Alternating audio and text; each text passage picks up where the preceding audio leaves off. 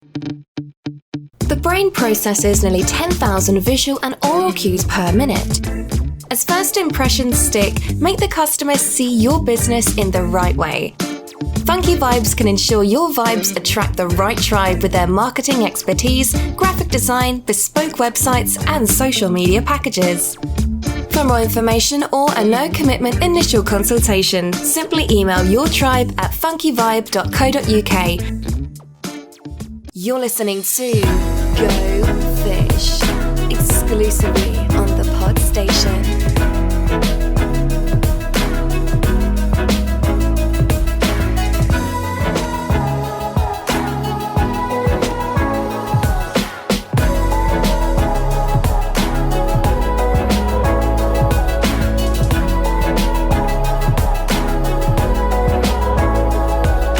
Welcome everyone to episode 46 of the Goldfish Marketing Podcast. My name is Mark Pollard, my business is Funky Vibes Marketing, and joining me this week is my fellow co-host Chris Roxburgh of My Marketing Guy. How are we doing, Chris? Doing well, thank you very much, Mark. It was me thinking it was episode 47, but obviously I can't count. Well, one of us can't anyway. Looking forward to today. Indeed. Any particular reason? No, I think you might be. I don't want to steal your thunder, Mark, because I always get told off if I do. Yes, Chris is terrible for spoilers. So we are just about to introduce our brand new co-host. Now, don't worry, nothing's happened to Elaine. She is still with us. She's still fine. Everything is good. But Elaine has got lots on her plate at the minute, so she's just launched a new hub and she's got a podcast of her own. Is it Pay It Forward? She's got a little bit on her plate, so she's just had to step down from doing this show just so she can fit all the things in. So Chris and I were left very much pondering whether or not we should talk to each other and record it alone. And unanimously, that was a non-starter. Yes, unanimously decided that no one would ever want to listen to that. And the fact that we're still here talking anyway sort of belies that fact. So we thought we'd bring in a third person, a sensible person, a wise person, to make our trio a trio once again. So introducing our brand new co-host, I'm very excited, not least because she has a super sexy voice due to the cold that she has at the minute, and I know from personal experience that I always sound sexier when I have a cold. It is the fabulous Ishtar. Ali, how are we doing, Ishtar? I'm blushing, and I don't know whether or not that's a fever from the cold or whether or not that's as a result of your kind words, Mark Pollard, so thank you. Now, it could be an interesting ride because you are high on cold medication. I have taken many drugs, that is true. Yeah. Legal for the benefit of the recording. We don't want anyone knocking down Ishtar's front door anytime soon, just to check. First time it's been admitted on a podcast of this nature. You need to go on, Chris. So, Ishtar, on the basis that nobody knows anything about you, do you want to tell us just a little bit about your background, your business, and hopefully what you're going to bring to the table to keep Chris and I in check? Cool, yeah, sure. So I have been in human resource for the past 15 years, left my corporate job in 2019 to set up my own business back in Manchester. And I set up Ancora Renovate, which is a building contracting business focusing on small residential renovations. And I started the business in January 2020, and obviously coronavirus hit in March 2020, so that just kind of put some spanners in the works. So pivoted my business about 20 million times last year and ended up launching Ancora Interiors in April 2021, so like a month ago, which is now focusing on e-design. So it basically means if another pandemic comes, I am basically future-proof and have business continuity in place. what am I going to bring to the table? Just to keep you boys on your toes a little bit, I guess, and add a bit of spunk where I can. I'm a Mancunian, so I'm a bit sarcastic, and I've generally got a good sense of humour, and it's interesting to give a little business perspective as well. So hopefully I can add some value. We've gone for a real triad of the North, haven't we, on this show? We've got you from... It's an interesting geographical mix, this, isn't it? It is. We've got Liverpool. We've got Liverpool represented by Mr. Roxburgh. We've obviously got represented by Ishtar, and Yorkshire, where obviously God started, in the form of me. So we're basically ruling the North here, aren't we? Yes. Obviously some regions more than others, but let's move swiftly on. So, if you haven't listened to this show before, then guess what? There's another 45, or if Chris is counting, 46 episodes with which you can go back and check them out. They're on all of the major podcast platforms. If you just go on to whichever one it is, type Go Fish Marketing Tips, it should pop up in your search feed. Failing which, go to thepodstation.co.uk/Go Fish, and you'll actually find all of the links there. You can catch us on social media, so we're on Facebook, Instagram, Twitter, and LinkedIn. 22 million UK users. There you go. What's that? So where do I recognise that song from? Oh, that's your advert. Impressions count. So, are you proud of your fantastic profile because it is client ready? It's a Go Fish. It's Go Fish episode 45. Because you are not generating leads. I know. My marketing. He says it's episode 45, but what Chris has just done is played his advert in the middle of the show, which is an outrageous attempt to promote his services. Not at all, not at all. It's episode 45, which means this is episode 47, because 46 hasn't been published yet, has it? Anyway, no. Well, this is 46. Is it? You'll have to edit this out. Oh, I'm doing the editing, aren't I? This is, does your imagery capture your brand? Yeah. No, that's the last episode. Is that the last one? Yeah. Oh, right. Okay. I stand corrected, as usual. Oh, so... Where were we?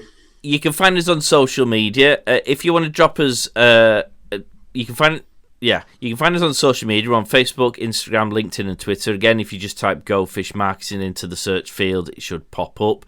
Give us a follow. If you want to send us a message, whether it be a question, whether it be a topic suggestion that you might want us to cover, any of those things. If you just want to teach me how to say topic properly, then please feel free to include that into the options as well.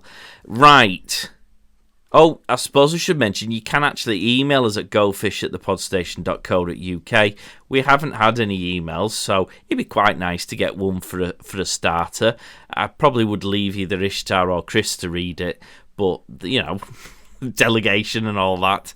So, right, let's get stuck into the nitty-gritty. The idea of this show is we pick a topic and we try and deep delve into it and discuss what it is, what it's about, what are the pros, what are the cons, and then hopefully you can take snippets out of whatever the topic is we've discussed and apply it for your business.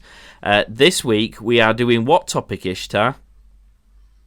We're talking about online reviews. Right. And how important they are for small businesses and all of the challenges around it. Okay, so now you've done some research because you're obviously the goody two-shoes in the room. This is your first show and you wanted to do all the, and I'm doing air quotes here, people, preparation, because that's what we're all about on the show. I've jotted down a couple of notes as well. I've put news, topic, and tooltip as my notes. Chris, what do your notes say?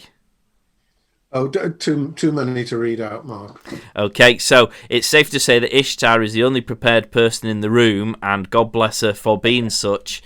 So Ishtar, I'll let you take the lead on this, and then we'll get stuck in. So I did a little bit of research on the importance of reviews for businesses, particularly because it's something that we've had a discussion about before, and like which review site do you need to kind of look into to promote your business? How important is it? How many people actually look at reviews before they decide to work with you?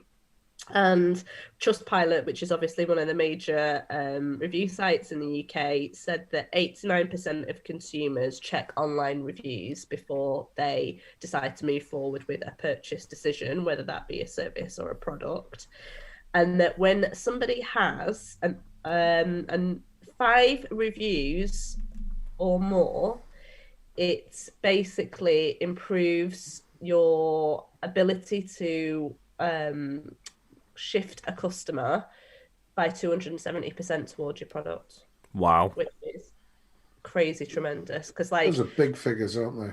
Massive. And they also, one more interesting thing just before we kick off the discussion, most people want to look at reviews that are no older than 2 weeks.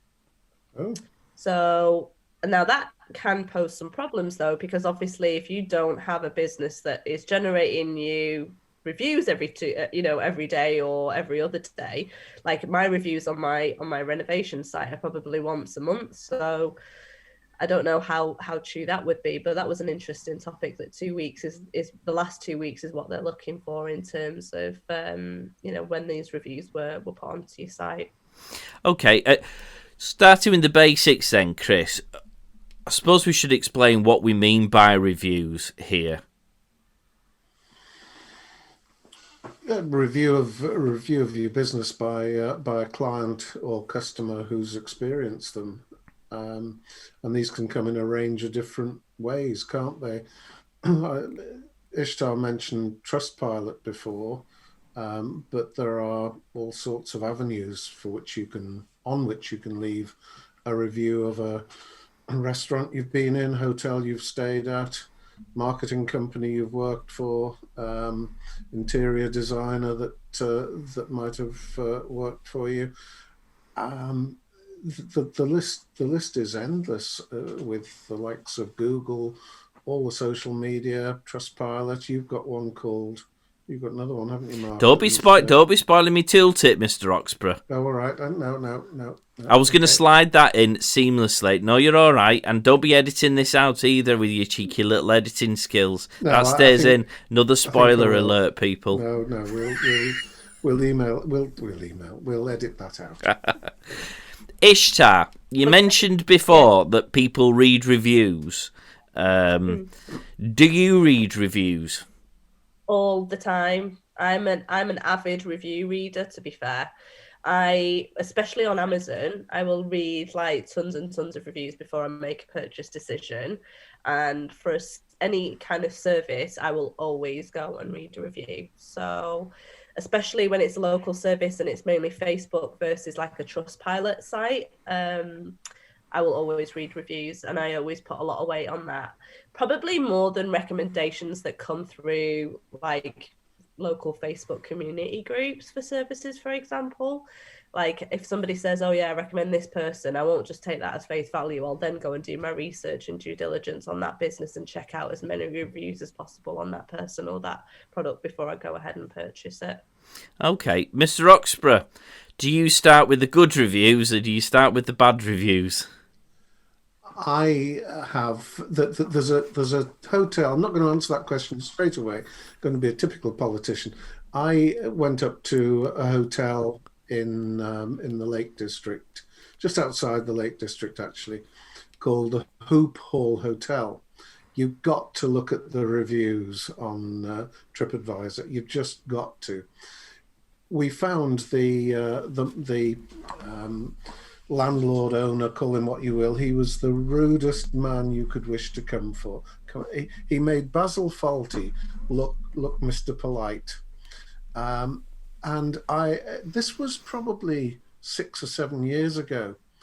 And every couple of months I go back to TripAdvisor just to see if he's changed, and all the reviews are the same. Well, not all of them, obviously, but the vast majority are, I have just been so badly treated by that awful man in that. but he's still going, and people are going up there to be abused. I'm convinced of that now. It is. In fact, I'm tempted to go back. I always start with the bad reviews. I always find you get a more honest opinion when people are a bit more. Once you know the worst case scenario, you can kind of build on from that. So we went on holiday a few years ago to Tuscany, and we were looking on TripAdvisor, and there was obviously the positive reviews and then the negative ones, and the negative ones were always met by quite an enthusiastic response from the guy who ran this place. And what I actually established from that was that so long as he felt like he got his pound of flesh from you, he would treat you like a king or a queen whilst you stayed there. But and he didn't use these exact words, but he essentially called people minge bags for not putting their hand in the pocket. Like, you didn't buy any wine from me, you didn't buy any food from me, that kind of thing. If you're a minge bag, you were going right in the bin and you weren't getting any special treatment whatsoever. And then they'd look over and see people like me who'd done the TripAdvisor research, realise that if you splash a bit of cash on the first day, you're sound for the rest of the week. I mean, he would look after. When we left, he had 2 bottles of homemade wine left on my doorstep of the room just to take away, which is lovely, like genuinely lovely. But that's because I let him properly dig into my wallet in the first night. So I always start with the bad reviews because I always find it arms you a bit more, I guess. Yeah. True. Yeah. How do we deal with the bad reviews? Because I've just given a perfect example there, Ishtar, of probably how you shouldn't, because this guy was full on attack if you said anything negative about his service. And for people like me, I chuckled heartily at it, but it would put many people off, I guess. Yeah, it would. I think it just depends on whenever I'm looking at like something like TripAdvisor or Trustpilot, I look at the percentage of like bad reviews versus good reviews, and obviously then take it with a pinch of salt. So you're never going to please 100% of everybody anyway. So you've got to expect that there will be some 1 or 2 star reviews, and then just kind of look into the detail of what they were, and then just make a call on that. But it is obviously different when you've got like a bigger business versus a small business, because like I make sure that my customers, before I even send them the link to my review site, like, oh, everything okay, is there anything else I can do for you, and all of this kind of stuff, because I want to make sure that they've had a positive experience before they then go and put that review on the site. But like when you are managing a hotel or something, then like obviously you're not going to be able to give everybody that like one-to-one level of service and ensure then the review comes back decent. And I think people are often more inclined to complain than praise, aren't they? So I think that factor has to be weighed in. I was doing the social media for a law firm a few years ago, and we got a bad review on Google, and you can't take that review off. I think it was either Google or Facebook. I forget which one. But anyway, we could do nothing with it. We couldn't move it. It was unjustified, but we couldn't appeal. And the one piece of advice I gave them was, don't answer it. You see, I strongly disagree with that, because I think you should answer it. Yeah. They wanted an argument. It was quite obvious they wanted an argument. So why give them one? Instead, what we did was we just buried it with better reviews, with 4 or 5 star reviews that we put a concerted effort into getting more reviews, because they don't come easily, as I'm sure we'll go into. So we put a concerted. There is a case for answering it, Mark, if they've had a genuinely bad experience, which has been your fault. But this was fictitious, and this was just going to give that person the oxygen of publicity. Sound the disagreement, Claxon. No, I'm wading in on this one.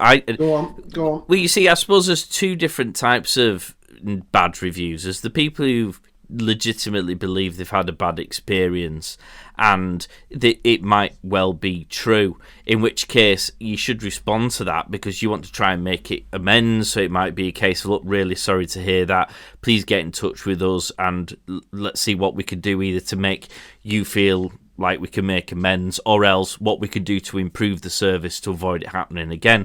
For the deliberately vindictive reviews, I would still reply to them, but almost discredit them with reasonableness, which are now coming out of my mouth sounds like an oxymoron, because I'm inherently an unreasonable human being. But you know, you're almost inviting them to show how ridiculous they are by you being super nice, so that anyone reading that review go, oh, that guy's a divvy. He's just there to cause trouble. They've done all they can to try and make amends, and they're not having any of it. I'm going to discard that review, and you almost instantly take it out of the equation. What do you think, Ishtar? Are you on my side? 100%, because actually it is like what the company's response to a bad review is that makes me decide whether or not I'm going to move forward as well, because I do think that there needs to be some kind of response to what's being said, whether it's just to acknowledge it like you said or to actually combat it. There needs to be something to show that they are not just commenting on the good reviews but also tackling the ones that didn't meet expectations. I think that's well important. And on that basis then, Mr. Roxburgh, I'm going to ask you a question. And I don't mean this in the sense of, is it good to get bad reviews, but do you think it's a better thing to have some not perfect reviews on there? Yeah, it's more realistic, isn't it? If somebody's got 55 5-star reviews, that's unnatural. That's a lot of fivers, isn't it? You're going to have people who think, well, nothing is perfect, so I'm not going to give it 5 stars. I'll give it 4. It was great, but nothing's ever perfect, so I'll give it 4 stars. There are those bolshy people who are, yeah. Mark, for the benefit of the listeners, Mark has just put his hand up. No, that's not strictly true. I do give it if it's worth. I have another friend who's also called Mark, ironically, who will never give people the perfect review because he is of that ilk. Yeah. Well, you do get that. I mean, I will. If I've had a great experience at a place or a great service from someone, I will give a 5-star review. But I know that there are some people who just won't on principle because nothing's ever absolutely perfect. But isn't it different now that you're a business owner, that you are much more aware of the importance and for review that you would potentially give? Oh, hang on. You skipped out then. You said, hang on, you skipped out there. We heard up to importance. Important as a small business owner. So start that bit again. Yeah. Right. So yeah, just the important, like as you're now a small business owner, do you not realise the importance of giving reviews a little bit more because of the fact that it has a massive impact on you in receiving them? So therefore you're probably more inclined to maybe give a slightly generous review, because I feel like I am, because I know how much I appreciate it when I get a 5-star or a 4-star review because of the positive impact on my business. I think the reviews have got to be honest. I had somebody who came on a workshop of mine and said, "Oh, how can I give you a review?" So I referred him to LinkedIn, and he put a review up there, which is very nice of him. And then he rang me a couple of days later and he said, "Will you give me a glowing? It's not 5-star, is it? Will you give me a good review on LinkedIn?"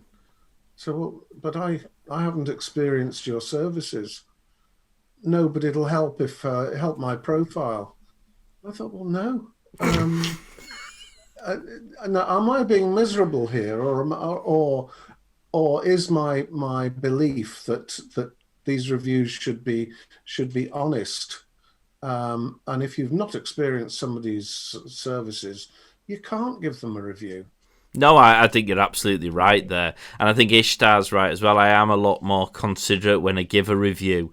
if it's a negative one, or try and make it a constructive negative. Otherwise, it'd be nice if they did this a bit better, or they did this really well, but it was let down by this. That kind of balanced review. With 22 million UK users, LinkedIn offers a fabulous opportunity to find your ideal clients and to stay ahead of your competition. But what do these future clients currently find when they visit your profile? First impressions count. So, are you proud of your fantastic profile because it is client ready and written with them in mind? Or do you look at it and wonder how you could do better because you are not generating leads? My Marketing Guy works with those who want to take advantage of the amazing potential offered by LinkedIn. So, for more details, please email guy@mymarketingguy.co.uk to arrange an initial consultation. Remember, your next client is on LinkedIn. I suppose this would be probably a nice point for me to mention a challenge that we set ourselves before the show. Because this will, if you've had to go through the same process as me, this will probably determine, or certainly test the theory of how reasonable you were with your reviews and opinions, because we decided that we would put ourselves up for review using a tooltip that Chris has mentioned previously called Photofeeler. Now we'll stick the link in there for the show notes. It's developed since I first used it, because when I first used it, it was to test your profile picture and get feedback on what people's perceptions of it are. It seems to have developed into to use it for dating purposes as well, which made me feel inherently uncomfortable, because I didn't feel comfortable in commenting on people's dating chances. So I didn't spot that. Did you not? So I think you went into the wrong category. No. So in order to get people, what you do is you upload your picture for those who are listening, and people will then vote on your picture based on 3 categories, and they'll give it a ranking on those 3 categories, which we'll cover in a second. In order to do it on the free version, you need to have gone on and almost earn points by voting on other people's photos, and this is where they came in, because it was like, do you want to vote on people's business pictures, or do you want to vote on their dating ones? And I was like, I'm going to stick to business, thank you very much. I don't feel qualified to comment on anyone from a dating perspective. So we've all done this, haven't we, guys? We have. Yeah. Okay, and from the smiles, I'm assuming we've got some interesting views. So who should we go to first so that you can go through? I don't mind. Chris, do you want to go through and explain the 3 categories that they judged, you were judged upon, and then we can perhaps go through some of the feedback you got? Well, I think I explained earlier, I didn't even look at the feedback. All I was interested in was the results. So apologies for that. However, the photographs are judged on competency. How competent do you look? Likability. Do you look likable? Are you a friendly sort of person? And influential. How influential do you look in that particular photograph? And before you go any further, I should say none of us know the results of what we've all got. Yeah, no, this is going to come as a surprise. Yeah. So you put, and it's fair to say that I've used Photofeeler 2 or 3 times, and once, the very first time, was my LinkedIn profile at the time, which I thought was great. I thought, well, you look a really nice, friendly, approachable bloke there. And you're obviously standing in front of a classroom, for want of a better. I was doing a workshop, and it came out appallingly, and I'd had it up there for years. So I changed it, and I thought, right, well, when I change it, I'm going to run the options through Photofeeler. So, and that's the one that's up at the moment. Right, okay, so don't leave us in suspense any further. So what did you get? Now, I think it's ranked out of 10, if I'm understanding it correctly. Well, I hope it is. Yes, I think we're all hoping it is, because otherwise we're all not done very well. Yeah, if it's out of 100, I'm struggling.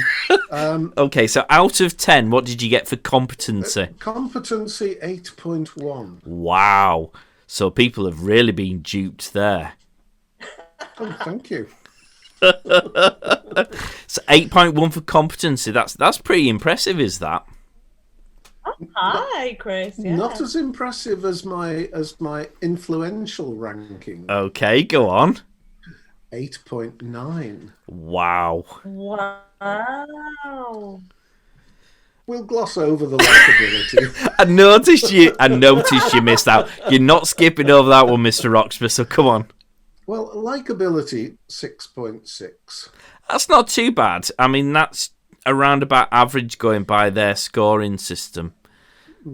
So you're averagely likable, but clearly it would appear that an older gentleman picture suggests more influence and more competency.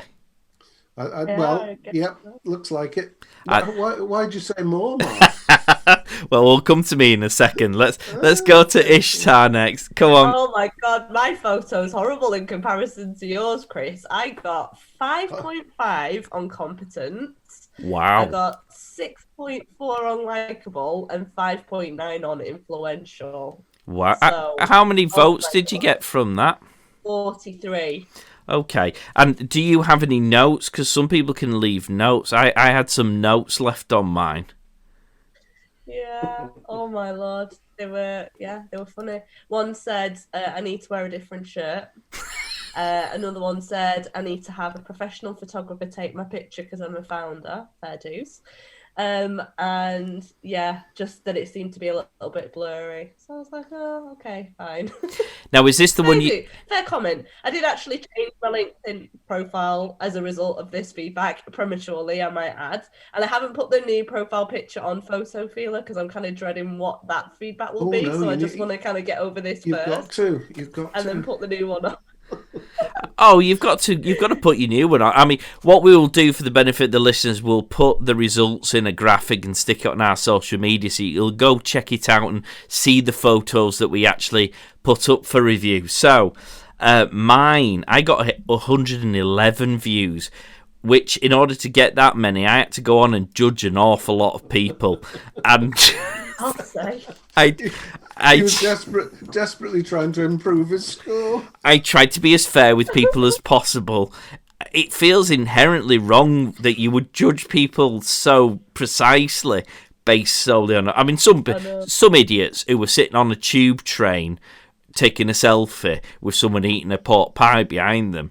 I mean, those people are idiots anyway, so they deserve the mark that they got. But other people seem to have a perfectly nice photo, but to assume whether they are or aren't good at their job based on this photo seems a bit harsh. So anyway, competency, I got 6.8 out of 10, which according to Photofeeler is above average, I'd like to just point out. Which is why I'm going for I'm obviously looking younger in my photo than Chris, so perhaps that's a factor. Likability. Now, unfortunately, this damages my credibility on the whole thing entirely, because credibility is 8.8, and if anyone's ever met me, they know I'm not that likable, so that I've obviously duped them there. Influence 7.7, which was quite interesting. That's above average. I wasn't expecting that at all. So some of my notes would prefer direct eye contact. Okay. Would prefer a neutral background or one related to their line of work. Okay. Photo seems a bit unprofessional to me. I had 4 who told me I had a great smile. That's lovely. Aww. One says, photo seems a bit outdated to me. I mean, it was only taken about 18 months ago. And to be honest, I wasn't even looking when he took the picture, which is why there's no direct eye contact. But on the basis there are very few photos of me in existence, this is the one we went with. But yeah, lack of eye contact seems to be the main criticism from those who clearly didn't consider me to be competent or influential, but still liked me. So, yes. Now, the purpose of doing this was we were putting ourselves up for review, weren't we? Now, how much credibility on the basis of how you viewed and voted on other photos would you apply to this sort of a review? I think, in all seriousness, I think mine's probably higher than I would have expected. Okay. Based on the photograph. And do you think that's because the review process is perhaps a bit simplistic, a bit knee-jerk, or is knee-jerk right? Because I mean, I'm always talking about first impressions created by sort of the primal aspect of your brain. Absolutely. Yeah, I quite agree, and I think that the nature of this site anyway, you want to get through them quickly so that you can get your score, don't you? That's the point, yeah. Build up your credits, do your test, and move on. So, yeah, it's got its short. I don't think it's the be-all and end-all, but it is a bit of fun. Well, Chris says it's a bit of fun, Ishtar, but bringing it back to the topic we're dealing with about reviews, I mean, all reviews essentially have to be taken with a pinch of salt, whether you're reading them as a prospective customer or as a business owner reading the review, surely, because Chris is quite right. There will have been some people who will just skip through the I need credits in order to get votes. But by the same token, if you're not giving a proper feedback when you're doing it, what's to say that the feedback you get from the photo that you're actually doing the votes for in the first place isn't going to be a waste of time anyway? Yeah. Because to be fair, I did flick through probably a little bit quicker than I should have. And now I know what I know. If I was going to do it again, I'll probably take a little bit more time to be like, is this person really competent instead of just being like, click, click, click, click, click. And yeah, look, I mean, and I've had this discussion so many times about like how reviews are so personal when you're a small business owner, because it feels like people are attacking your baby when you get a bad review, or when people say something negative and your back gets up a little bit. So this was such an interesting process because I've never directly put myself out there. When you're hiding behind your business, it's your business, right? It's not necessarily an attack on you. But like, this was such an interesting like process, and I'm so like surprised about the fact that it was much lower than I expected. So that was like super eye-opening for me. But yeah, I mean, it's hard not to take things personal, but at the same time, I did not exert the amount of effort that I know I should have. And so I have to take this with a slight pinch of salt, knowing that people probably did the same with me as well. I mean, there's two things I would add into this equation. I mean, the first one is that I mean, I can't say one way when it suits me and another way when it doesn't. Insofar as I talk about the primal instincts of the brain, the caveman, is the saber-toothed tiger going to eat me or not? Are you friend or are you foe? Are you going to kill me? Or are you going to be my pal? And that part of the brain is scientifically shown to still exist, and we do form first impressions in a split second, processing a lot of information. And this process with the photos is very much that. It's you very quickly saying, and unless you're clicking deliberately, you're actually, even if it only takes you a fraction of a second, and you're still processing, that's a shit photo. Sorry, that's a bad photo. I don't like the look of them. They're not smiling. You know, you might be doing those processing, but it might only take you a fraction of a second. I mean, going back to you, Ishtar, I actually did Photofeeler. Oh, goodness me. Going back to 2011 was when I last did it, and it was the first time I'd come across it. And I did a photo of me when I was a lawyer, and this was a proper photo that had been taken for the website.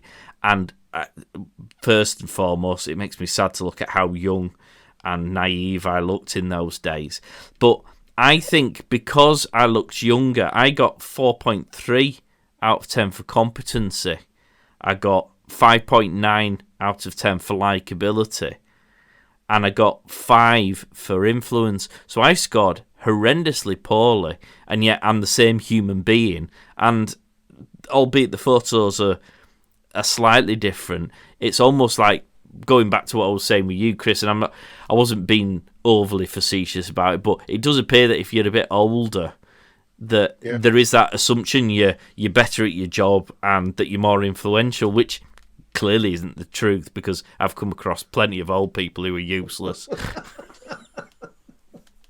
I think the other aspect of it is I'm wearing a suit jacket, and I think probably what you wear has it did when I was doing the reviews.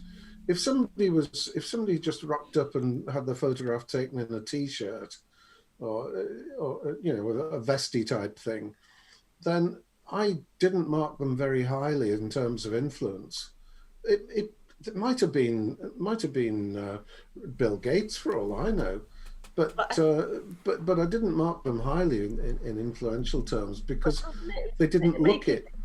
Yeah, doesn't it make a difference into, like, on reflection now, I just put my title as founder, but maybe I should have elaborated to say the founder of what type of company, because people might have assumed that I was the founder of like a massive, whatever. And actually, I want to create this vibe where it's a lot more, down to earth and Converse wearing and your mate that comes into your house kind of thing with my profile, because I want to be appear friendly and not appear corporate. So perhaps that also was, something that had an impact on it. I love your picture, by the way, Chris. I've just gone onto your LinkedIn page and had a look. You do look very regal. Do you think I was influential, regal, competent, and likable this time? Yeah, you do. You look one. I'm loving the pink shirt as well. I think that definitely. Oh, listen, don't get me started on that. It's more of a purpley pink, I have to be honest. But yes, it's my favourite shirt of Mr. Roxburgh's. I comment on it as often as he wears it. That's my old picture, by the way. Oh, how cute you look! How young do I look there? Now, this time I put my position as marketing. I didn't put what my job role was, and I just put marketing. I thought, wacky woo, that'll do. Because it would appear that if you're creative, you get away with a lot of stuff. I mean, your photos, going by the photos I looked at, you can get away with being a bit more. I think I gave someone who was combing his beard with a comb, I think I gave him quite a good score because I thought it was quite funny. Whereas if he'd have been, I don't know, a lawyer combing his beard as opposed to, say, a graphic designer, you'd have thought, what a plum. He's not getting me work. Okay, so what we've done is we've mentioned Photofeeler as a platform where you can get reviews. You've already thrown a couple into the mix. We've mentioned Facebook, we've mentioned Trustpilot, we've mentioned Travel Advisor. I mean, the next question, Ishtar, is which of these platforms should we be using? Because how do you keep track of all these platforms? That's the $1 million question, isn't it? And I don't think there's a right and wrong answer. I think it absolutely depends on your type of business. So for my Renovate business, my focus was purely local communities around the Manchester area. So it made sense for me to have just Facebook reviews, because people are looking at my Facebook page and I'm being recommended on Facebook and my leads are coming from Facebook. But with the interior design business now, I'm wondering whether or not it makes more sense to have like a Trustpilot page or a Google page. And I honestly haven't decided which one should be the one, because I don't actually know what the right answer is. I obviously know that there does need to be a review page, but which one's going to be the most effective in my business industry, I guess I need to do a little bit more research on. And what about you, Mr. Rox? Because you mentioned LinkedIn before, didn't you? I did. I think they're all important in different ways. The Google, if you have reviews on Google My Business, then that's quite powerful. Mainly for no, not mainly for anyone. I think that is quite powerful if you've got them on Google. I've got a few on LinkedIn, and I value them. certain number on Facebook, and yes, they're good. But I think if people have experience of you, if they found you through LinkedIn, or in my case, if I'm teaching LinkedIn or training in LinkedIn, then it's nice to get a rubber stamp from people who you've been working with. But there's no bad place to get a review. It's just as the trades will go to Trustpilot, won't they? Well, there's a few. You see, it's very much what Ishtar said in terms of what you're doing in order to understand the benefits. Things like TripAdvisor for the tourist industry, it seems to be the go-to place, and therefore it makes sense that that's where you go to get reviews from your customers if that's your business.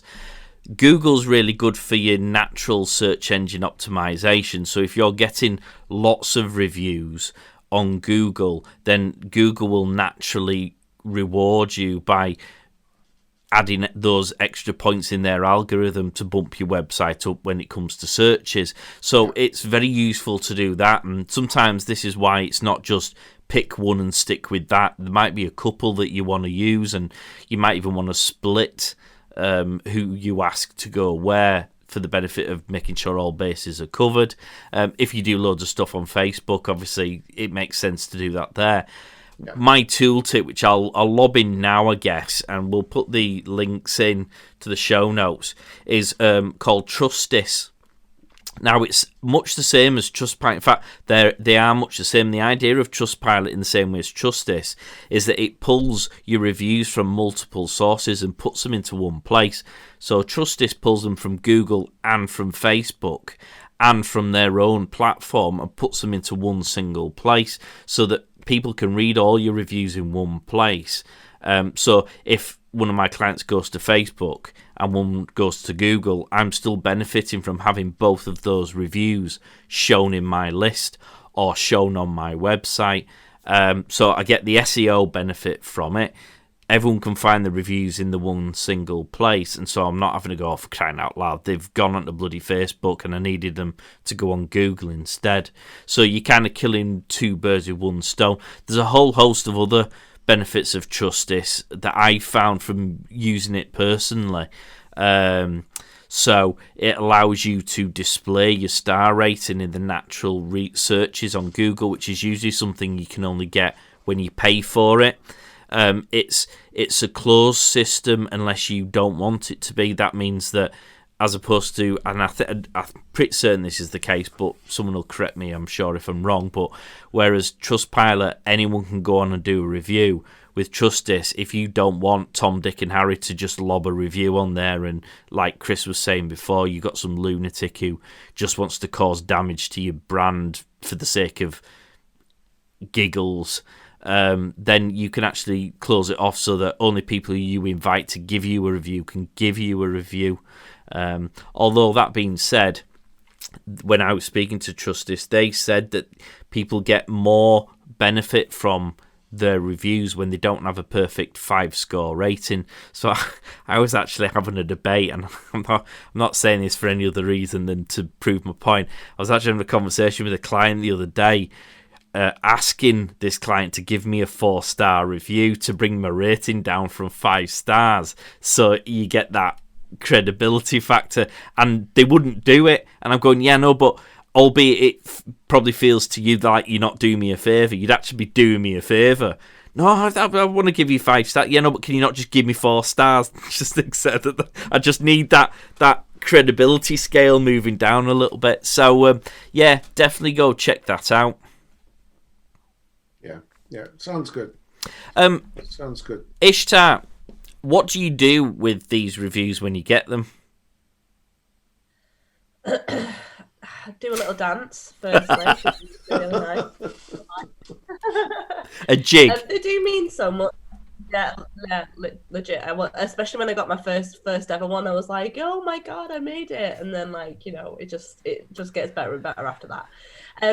I do use it on my website to obviously demonstrate that I do have credibility, and I do try and put a lot of effort into making sure that every customer gives me a review whenever possible. So yeah, I just want it to be able to reflect the work that we do and how different we are, and it does make it easier that I'm only ever dealing with Facebook reviews at the moment, because I don't need to think about, like, because as a trade you can obviously put it on like Check a Trade or whatever else, and I was just like, no, I don't want to be that kind of business. I just want to have it on Facebook, so it does help, and I always respond to all of my comments as well. But the good thing is that I actually have built like long-term friendships with all of my customers, so we're always back and forth on like the chats and stuff. So yeah, That's good. I do a lot with them. Now, I'm not a paid member for Trustist, but I will mention one of the reasons why I've included a tooltip is because you can actually code,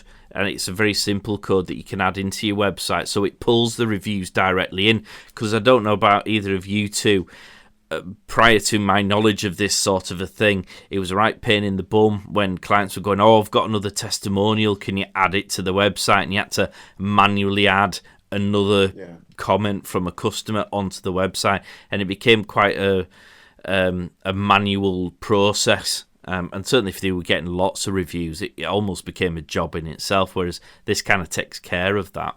Chris, what do you do with your reviews? Well, I've got some on the website. I very occasionally I will cut and paste into a social media post and give the person concerned a link within that post, as so that they can check out that it's a bona fide one. But other than that, not a lot, Mark, which is probably a bit of a waste, because as your website gets older and older and you don't put the new ones on, then you're not making best use of them. So I think the Trustist widget for adding them onto your website sounds a good one. Yeah, it's great. I use them on the website. I have them on social media, so I have a graphic I use to throw them on there every now and again.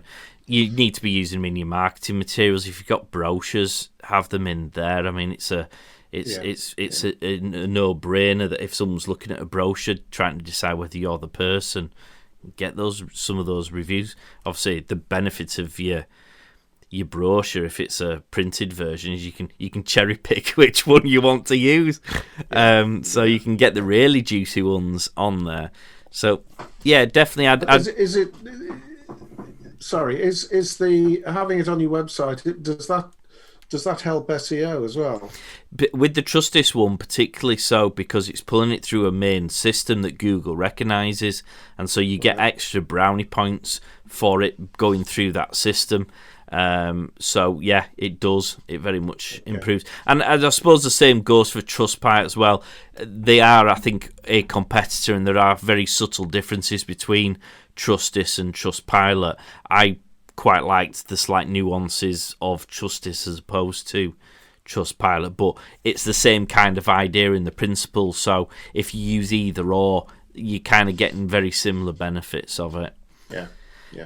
Ishtar, you mentioned finally that you ask every one of your customers. Do you have a process? Is there a tip for how you can get people to do them? Because it's easy to, well, I say it's easy to ask. Does everyone ask? I'll ask Chris in a moment whether he asks. But do you ask, and how do you get them to actually do it? Yeah, so I basically have a WhatsApp group for all of our projects with my customer, and once we've signed off a project with a customer, I just send them the Facebook link in the WhatsApp group, because basically I've learned that you've just got to make it super easy, and even putting it in an email sometimes is super difficult for people to kind of get their head around. Whereas if we've been communicating in a WhatsApp group for the past 3 months or 2 months or 1 month, whatever, they just simply click on that link, do a quick review for me, and then Bob's your uncle, that's fine. So that's been the most effective way to do it. And I always let them know as I'm signing off the project with them to say, I would love for you to be able to give me a review, help my small business grow, help you've had a good experience and stuff, and tell your friends kind of thing, and then bam, send them the link, and that's it. And it usually works, to be fair, so it's worked well for me so far. And how about you, Mr. Roxburgh? Do you ask for reviews? Not usually, no. The ones that I've got have generally been volunteered. I've asked for the occasional one, And if somebody's come to me and said, "Look, I'd like to leave a review. Where's the best place?" Then I've been like a rat up a drain pipe, and I've actually sent them the details to where to leave the review. But generally speaking, I don't. But I should. I do tell others to in workshops. So say how important reviews are and that this is the way to ask for them. But it's a bit like the cobbler and his shoes, isn't it? I don't do it myself. You see, I find it. I've only really started focusing on it recently since the website got a bit of TLC. I find it a lot easier to get reviews for the stuff I do now than the legal stuff. Trying to get someone to give you a review after they've been through a hard, bitter legal battle, it's a bit challenging. I don't think they're feeling particularly chirpy about giving anything 5 stars after they've just had to go into court and do battle with somebody. So it's a lot easier to get reviews now than it used to be. But so, I don't know. It's tough. I send them the stuff, and like Ishtar, try and make it as easy as possible. But some people say they're going to do it, and they actually genuinely mean that, but they never quite get round to it. And it's like, at what point do you just try and give them a little nudge, going, that thing you said you were going to do, would you mind? Because I know if someone asked me that, if someone chased me, I'd be like, oh, listen, I'm really sorry, and I'll jump on and do it now. But I don't know, there's something that stops me from asking that second time. Ooh. Oh, I do. Do you? Are you shameless? I'm like, I just wanted to kindly follow up and please, that would be so helpful. If I'm sending you the link again, no shame, I will just do it, because at the end of the day, it means a lot, and it's going to add a lot of value to my business if I've got that, that review that's taken 2 minutes for someone to post in there, and they will always do it. I think I would say probably 1 or 2 times you should chase, and then after that, just walk away. Yeah. I guess. Yeah. Then you're just pestering them, aren't you? And you're potentially getting a bad review if you've just gone on and be like, give me a review. Yeah. What sort of review do you get when you knock on their door with the laptop open, ready for them to key it in? Try that one for the next one. I think we've done reviews. I think we've done reviews quite thoroughly there. Has anyone got anything that they feel I've particularly missed? No, but I think if somebody has given you good service for whatever reason, whether it's hotels, whether it's leisure, whether it's in business, a builder, whatever, give them the credit. Just do them a review, because it will do them an enormous amount of good, as Ishtar has just highlighted. It does feel quite British, doesn't it, that we tend to lodge a review only when we're miffed. Yeah. It is so important to have them. So I just feel like if you have the opportunity to give a review, it means so much to a small business when you do. So I would just encourage anybody to do that if they have the right service. Absolutely. Now, if we have missed anything, or you have any questions about something that we've raised, as I said at the outset, you can send us an email to gofish@thepodstation.co.uk. Drop us a message on social media, Facebook, Instagram, Twitter and LinkedIn. Give us a review. Give us a review on the show. You're listening to it on a platform. There's a review option. Go on there and, unlike I was saying before, and ignore me from before, give us a 5-star review. None of that 4-star nonsense. I want the full shebang, please. If you want to check out our photographs, we are going to throw them up on social media. They'll probably be on by the time we release this episode, so you can view them yourselves. And we'd love you to throw your comments in there on whether or not you also believe Chris to be both competent, respectable, and influential, and all the rest of it. Competent, likable. No, I'm not as likable as I should be. No. What else? I think that's probably about it, really. Ishtar, have you enjoyed your first show? Yeah, it's been amazing. I've had a lot of fun, and it's a topic that is like super interesting and super important for me as well. So, and it's been a nice banter with you both. Thank you for involving me. Well, it's good. It's good to see you. We're not always this friendly. Once you get your feet under the table, you know, it'll be equal footing. Yeah, Chris's real likeable score that he's got from Photofeeler kicks in. Yeah. That's what it is. 1.2. So, guys, thank you very much for listening. We hope you've enjoyed the show too. You can catch us in a couple of weeks when we're doing our next topic, which is analytics.